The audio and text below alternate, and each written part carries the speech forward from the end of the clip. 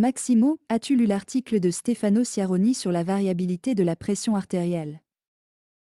Oui, je l'ai lu. C'est un sujet fascinant. L'article traite en détail de la variabilité de la pression artérielle PA et de son importance clinique.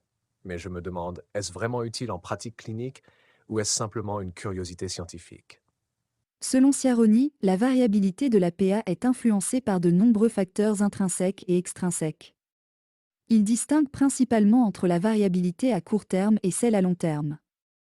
La première concerne des fluctuations rapides, de quelques secondes à quelques minutes, tandis que la seconde englobe des variations sur 24 heures ou plus, comme le rythme circadien et les variations saisonnières.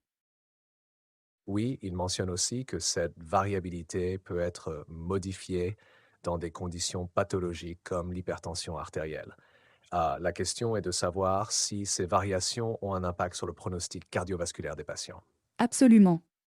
L'article suggère que la variabilité de la PA pourrait être un facteur de risque indépendant pour les maladies cardiovasculaires. Ciaroni souligne que plusieurs études ont montré une association entre une variabilité accrue de la PA et une augmentation de la sévérité des atteintes des organes cibles, comme l'hypertrophie ventriculaire gauche et les microlésions cérébrales. Mais comment mesure-t-on cette variabilité de manière fiable? Les méthodes traditionnelles semblent insuffisantes. Les méthodes d'enregistrement de la PA ont beaucoup évolué. Initialement, on utilisait la mesure ambulatoire non continue de la PA sur 24 heures, MAPA.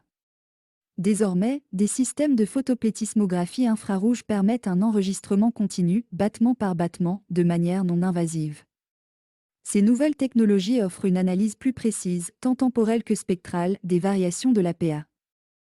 Alors que pouvons-nous conclure sur l'intérêt clinique de la variabilité de la PA?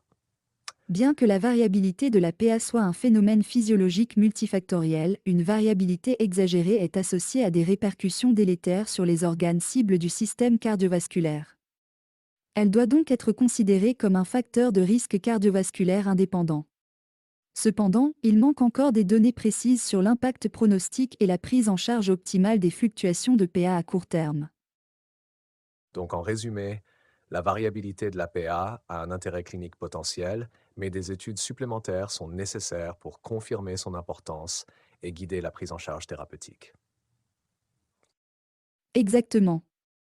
En attendant, la mesure ambulatoire de la PA sur 24 heures, MAPA, reste un outil précieux pour une meilleure compréhension de la PA et sa gestion chez les patients hypertendus.